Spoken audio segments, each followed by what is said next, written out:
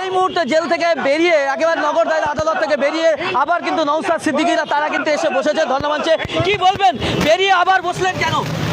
দেখুন, আমরা ধর্নামঞ্চ চালাবো বলেছি, আমাদেরকে লাঠি দিয়ে পুলিশ দিয়ে জেল দিয়ে আটকাতে পারবে না। আবার বসেছি আমরা ডিসিশন নেবে আলোচনা করবো ধর্নামঞ্চকে কীভাবে এগিয়ে নিয়ে যাব।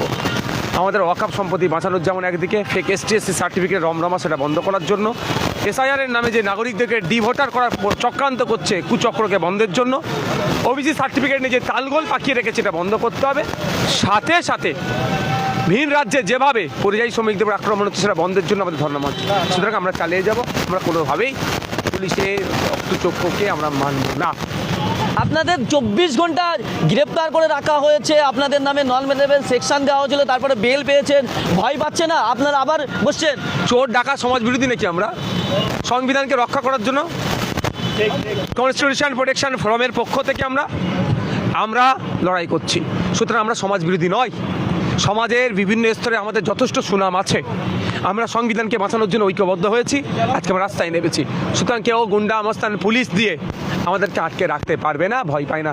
আমরা সে বিনয় বাদল দীনেশের উত্তরস্বরী, আমরা আশফাকুল্লাহর উত্তরস্বরী, আমরা বিরসা মুন্ডার উত্তরস্বরী, আমরা ক্ষুদিরামের উত্তরস্বরী, আমরা সেই সমস্ত স্বাধীনতা সংগ্রামীদের উত্তরস্বরী যারা ব্রিটিশদেরকে রক্তচক্ষুকে উপেক্ষা করে দেশকে স্বাধীন করেছে। দেশকে স্বাধীন করার পরে যে সংবিধান পেয়েছি আজকে আঘাত হচ্ছে। সংবিধানের আর্টিকেলে জাত ধর্ম বর্ণ লিঙ্গ জন্মের জন্মের স্থানকে নিয়ে বৈষম্য করার কঠোরভাবে বানানো আছে। আর এখানে কেন্দ্রের ফ্যাসিস্ট সরকার শুধু ধর্মের জন্য বর্ণের জন্য বিভিন্নভাবে বিল নিয়ে এসে পার্টিকুলার মানুষকে আঘাত দিচ্ছে। সুতরাং সংবিধানকে তারা আঘাত দিচ্ছে। সংবিধানকে রক্ষা করা আমাদের নৈতিক কর্তব্য বলে মনে করি। আমাদের নৈতিক কর্তব্য আমাদের কর্তব্যতে আমরা সংবিধানকে রক্ষা করার জন্য আমরা রাস্তায় নেমেছি। এই যে মুখ্যমন্ত্রী মমতা বন্দ্যোপাধ্যায় বলেছিলেন যে ওয়াকফ নিয়ে যারা গুলোগুলি করবে, আন্দোলন করবে, আমার থেকে শত্রু কেউ হবে না, তাই হলো? বাংলার মানুষ দেখছে, উত্তর দেবে। এটা শত্রুকে জবাব দিতে হবে কোন জায়গায়, সেটা উত্তর দিয়ে দেবে। তবে একটা কথা বলছি, আমরা কোনো রাজার আন্ডারে নেই, আমরা প্রজা নয়। আমরা এই আমাদের রাজার দেশে আমরা প্রত্যেকেই রাজা। আমরা গণতান্ত্রিক অধিকার আমরা লড়ে নেব। এই যে দেখছি আপনারা কাদায় বসে পড়েছেন রাস্তার মাঝখানে এই বৃষ্টি জলের মধ্যে, কেন? কাদার বৃষ্টি জল আমাদেরকে আটকাতে পারবে না। মমতার পুলিশ আমাদেরকে আটকাতে পারেনি।